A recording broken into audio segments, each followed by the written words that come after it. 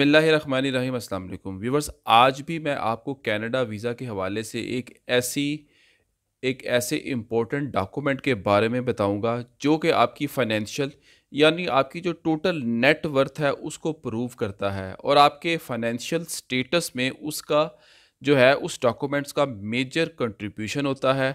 और visa officer को ये प्रूव करता है कि आपका फाइनेंशियल स्टेटस वाकई वैलिड है। चाहे वो जो भी आपका फाइनेंशियल स्टेटस है, चाहे थोड़ा है या ज़्यादा है, लेकिन उसको प्रूव करने में जो है वो डॉक्यूमेंट जो है बड़ा जो है कारआमद साबित होता है। इस डॉक्यूमेंट को आपने हरगिज़ निगलेक्ट नहीं करना। अब इस डॉक्यूमेंट का क्या नाम है और ये कैसे आप हासिल कर सकते हैं और इस डॉक्यूमेंट की आखिर इतनी ज़्यादा जो है अहमियत क्यों है? देखें, आप लोगों का वीज़ा रिफ्यूज़ ही इसी वजह से होता है कि आप लोग डॉक्यूमेंटेशन पर जो है उसकी डॉक्यूमेंटेशन पर अहमियत नहीं देते और उस पर ज़ोर नहीं लगाते। नतीजा आपकी अच्छी भली प्रोफाइल ज़ीरो और वीज़ा रिफ्यूज़ कनाडा का। अब उस डॉक्यूमेंट का मैं ज़रा पहले आपको नाम बता दूं, फिर उसके बाद मैं आपको बताता हूं कि ये डॉक्यूमेंट आपको कैसे हासिल करना है और इस डॉक्यूमेंट को आपने ऑथेंटिकेट कैसे करना है। जनाब, इस डॉक्यूमेंट का जो नाम है, इसका नाम है जी आपका रेजिडेंशियल स्टेटस या आपका रेजिडेंशियल प्रूफ जहां पर आप रहते हैं। ये डॉक्यूमेंट क्या है? ये इसकी अहमियत क्या है? कितने पैसे आपके लगते हैं इस डॉक्यूमेंट को हासिल करने में? ये डॉक्यूमेंट आपको कहाँ से मिलेगा? ये डॉक्यूमेंट कितना हेल्दी है आपकी कनाडा वीज़ा एप्लीकेशन जब आप लगाते हैं? और आपने किस तरह प्रूव करना है कि ये जो डॉक्यूमेंट है ये वाकई ही आपका है? तो ये सारी चीज़ें जो है मैं आज की एक इस लेंथी वीडियो में शेयर करूँगा, आप लोगों के साथ डिस्कस करूँगा। देखिए, मैं बहुत रिसर्च करता हूँ, मैं एक रिसर्च ओरिएंटेड पर्सन हूँ। मैं वही चीज़ आपको बताता हूँ जो ऑथेंटिकेट होती है और आपके लिए फ़ायदेमंद होती है। इसीलिए मुझे टाइम लग जाता है रिसर्च करने में, तो बाज़ औक़ात मेरी वीडियोज़ जो हैं कम ज़रा टाइम ज़रा ज़्यादा ले लेती हैं। मैं यही चाहता हूँ कि जब भी आप कनाडा का वीज़ा ख़ास तौर पर अप्लाई करें, तो भरपूर तैयारी और भरपूर ज़ोर के साथ और एक अच्छी एफ़र्ट के साथ अप्लाई करें। फ़र्स्ट टाइम ही, फ़र्स्ट अटेम्प्ट में ही। इसी वजह से मेरा जो ज़ोर होता है हमेशा डॉक्यूमेंटेशन पर होता है, क्योंकि जो डॉक्यूमेंटेशन जो होती है किसी भी कंट्री का वीज़ा हासिल करने में जो है बहुत अहम किरदार अदा करती है। डॉक्यूमेंटेशन आपकी प्रॉपर होनी चाहिए और प्रिसाइज होनी चाहिए। ये प्रिसाइज जो लफ्ज़ है इस पर भी ज़रा गौर करें। डॉक्यूमेंटेशन अच्छी और प्रिसाइज, अब ये क्या चीज़ है ये अब आपको मैं आगे चलकर बताता हूँ। जब ये दोनों चीज़ें आपकी होंगी तो आपका वीज़ा लगने के चांसेस बहुत ज़्यादा बढ़ जाते हैं। तो बराए करम वीडियो को पूरा देखें, स्किप ना करें। एज़ यूजुअल रिक्वेस्ट, चैनल को प्लीज़ सब्सक्राइब करें, लाइक करें और बेल आइकॉन पर ज़रूर क्लिक कीजिएगा। अब जिस घर में आप रह रहे हैं, इस बात का क्या प्रूफ है ये घर आपका है या आपके पेरेंट्स का है या आपकी फैमिली का मेंबर का है या किसी भी दादा मामा चाचा या किसी भी रिश्तेदार का है? लोगों के पास इसको प्रूफ साबित करने के लिए लोगों के पास घरों की रजिस्ट्रियाँ होती हैं, स्टाम्प पेपर होते हैं और इस तरह के लीगल डॉक्यूमेंट जो हैं लोगों के पास होते हैं, जिससे ये आप प्रूव कर सकते हैं कि जी ये घर आपका है या आपके किसी रिलेटिव का है। अब जिसके पास अपनी प्रॉपर्टी होती है तो उनकी प्रॉपर्टी की वैल्यूएशन देना क्या ज़रूरी होती है? प्रॉपर्टी की वैल्यूएशन, या सिर्फ उसकी ट्रांसलेशन ही दे दी जाए काफ़ी है? या फिर हम सिर्फ अपने चार्टर्ड अकाउंटेंट रिपोर्ट में सिर्फ मेंशन ही कर दें तो आपका काम चल जाएगा? यहाँ से बात को बड़ा गौर से सुनें और समझने की कोशिश करें। कुछ लोग प्रॉपर्टी अपनी जो इनकी जो प्रॉपर्टी है, जैसे घर है, प्लॉट है, कोई भी ज़रूरी ज़मीन है, तो उसकी प्रॉपर्टी की वैल्यूएशन नहीं करवाते और इसको डायरेक्ट ही सीए रिपोर्ट में यानी कि चार्टर्ड अकाउंटेंट रिपोर्ट में डाल देते हैं। कुछ हद तक तो ये प्रैक्टिस समझ में आती है, लेकिन आपकी कनाडा वीज़ा एप्लीकेशन का जो प्रॉपर जस्टिफिकेशन जो होता है वो ये चीज़ उसके लिए काफ़ी नहीं है। फॉर एग्ज़ाम्पल मैं आपको मिसाल दे दूँ, अगर आपकी कोई प्रॉपर्टी सिंध, बलूचिस्तान या सूबा पंजाब या किसी भी हिस्से में है, तो वो प्रॉपर्टी के जो कागज़ात जो होंगे वो आपकी मदर लैंग्वेज में होंगे। तो अब मदर लैंग्वेज में जैसे पंजाबी है, सिंधी है, बलोची है वगैरह। अब आपने सबसे पहला काम ये करना है, आपने अपने तमाम जो प्रॉपर्टी के जो डॉक्यूमेंट्स हैं उसकी आपने प्रॉपर इंग्लिश में किसी अच्छे जो है क्वालिफाइड पर्सन से ट्रांसलेशन करवानी है और ये आपको करवानी पड़ेगी हर सूरत। अगर तो ट्रांसलेटेड है तो ठीक है, लेकिन बेहतर यही है कि आप एक प्रॉपरली क्वालिफाइड बंदे से आप सबसे पहले अपने प्रॉपर्टी के पेपर्स को जो है ट्रांसलेट करवाएं। फिर उसके बाद जो अहम काम जो आपने करना है, एक ऑफिशियली सर्टिफाइड प्रॉपर्टी सर्वेयर से आपने सर्वे करवाना है अपनी तमाम प्रॉपर्टीज़ का, या अपनी एक ही प्रॉपर्टी का जो अगर जितनी भी आपकी हैं, और प्रॉपर्टी की वैल्यू को उसे कहें कि आप करंट मार्केट रेट के मुताबिक जो है इवैल्यूएट करें, और उसकी जो है रकम जितनी भी बनती है वैल्यूएशन वो अपने सर्वे में शामिल कर लिखे।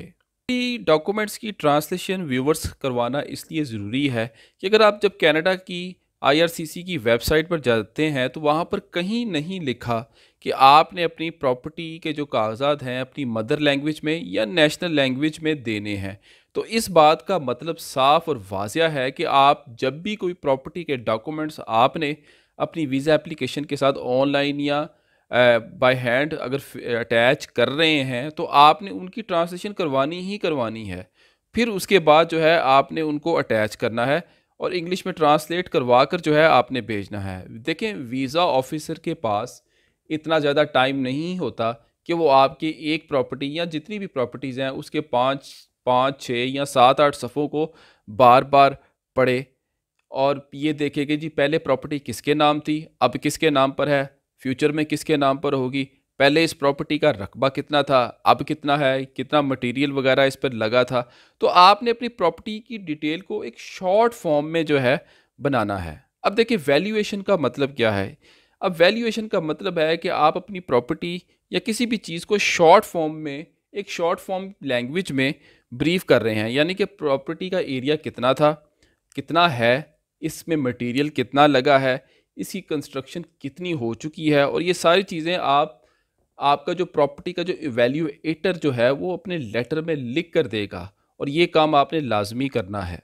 प्रॉपर्टी इवैल्यूएशन व्यूवर्स करवानी या बनवानी इसलिए ज़रूरी है कि आप लोग एक शॉर्ट फॉर्म में इमिग्रेशन अथॉरिटीज़ को बताते हैं कि जी मेरे पास ये प्रॉपर्टी है, या लैंड की शक्ल में।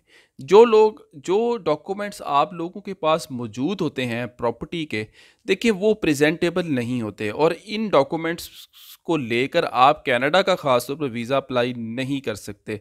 तो आपने अपने डॉक्यूमेंट्स को प्रेजेंटेबल ख़ुद बनाना है, किसी ने आपको नहीं बताना, आपने ख़ुद बनाना है।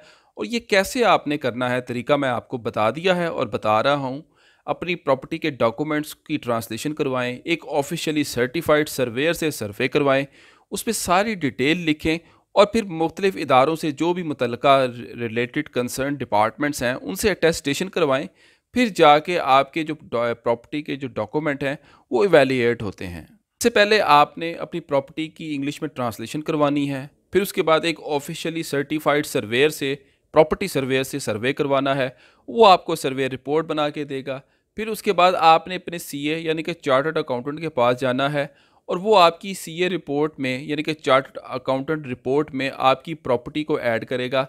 कभी भी अपने चार्टर्ड अकाउंटेंट को ये मत बोलें कि आप जो है कि मेरी प्रॉपर्टी को प्रॉपर्टी वैल्यूएशन के बगैर जो है उसमें सीए रिपोर्ट में डाल दें। चार्टर्ड अकाउंटेंट जो ठीक होगा, सर्टिफाइड होगा, वो कभी भी ऐसा नहीं करेगा जब तक कि उसको प्रॉपर्टी की वैल्यूएशन की रिपोर्ट नहीं मिलेगी।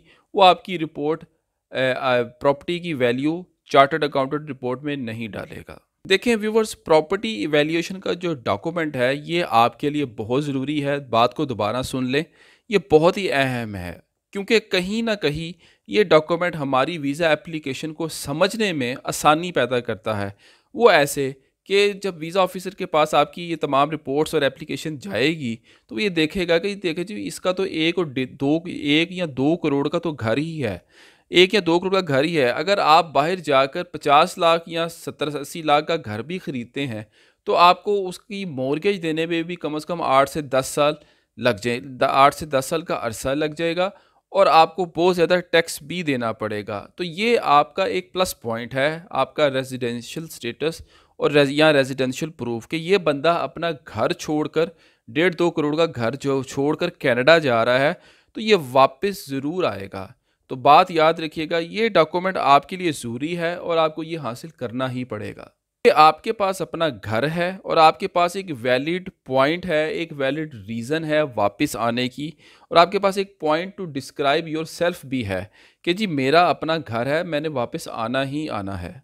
कुछ लोग जो हैं, क्लाइंट जो हैं, रिलक्टेंट हो जाते हैं, यानी अनविलिंग हो जाते हैं जी रेजिडेंशियल स्टेटस की रिपोर्ट जो है उसकी वैल्यूएशन लेने के लिए, और चार्टर्ड अकाउंटेंट रिपोर्ट में नहीं डलवाते। वो इसलिए कि देखें जी, वो कहते हैं जी कि देखें हमारी हर चीज़ आईटीआर जो है, हमारी इनकम टैक्स रिटर्न की जो वेल्थ स्टेटमेंट है उसमें मेंशन है, उसमें लिखा है, तो ये इतना ज़्यादा जो है इफ़ेक्ट नहीं होगा। लेकिन मैं आपको यहाँ पर हाईली रिकमेंड करूँगा कि आप प्रॉपर्टी की वैल्यूएशन की जो रिपोर्ट है वो ज़रूर हासिल करें और उसको अपनी सीए रिपोर्ट में ज़रूर शामिल करें। ये जो प्रॉपर्टी इवैल्यूएशन का जो डॉक्यूमेंट है, ये डेफिनेटली आपका एक स्ट्रॉन्ग पॉइंट ज़रूर शो करेगा, क्योंकि ये वो इस बात से उनको ये ज़ाहिर होगा कि ये जो भी बंदा या बंदी है अपना घर बार छोड़कर जो है कनाडा जा रहा है या कहीं भी जा रहा है, ये लाजमी तौर पर वापस ज़रूर आएगा। मैं ये चीज़ें आप लोगों को क्यों बता रहा हूँ, क्योंकि मैं ये चाहता हूँ कि आप जब भी अपना वीज़ा कनाडा का ख़ास तौर पर अप्लाई करें तो एक भरपूर एफ़र्ट के साथ अप्लाई करें और अपनी एप्लीकेशन को एक सही तरीके से लॉन्च करें।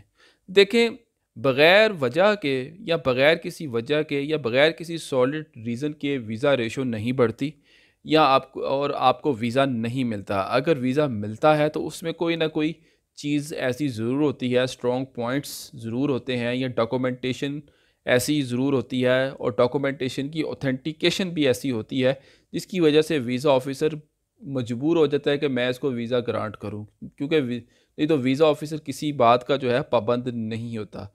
तो अपने डॉक्यूमेंट को सही तरीके से बनवाएं और उसकी उनकी इवैल्यूएशन करवाएं और उनको जो है ऑथेंटिकेट कराएं। सब्र और तहम्मुल के साथ कनाडा का वीज़ा अप्लाई करें, जल्दबाजी ना करें, क्योंकि जल्दबाजी के काम में जो है ना भलाई नहीं होती, और आप दोनों चीज़ों को साथ लेकर चलें।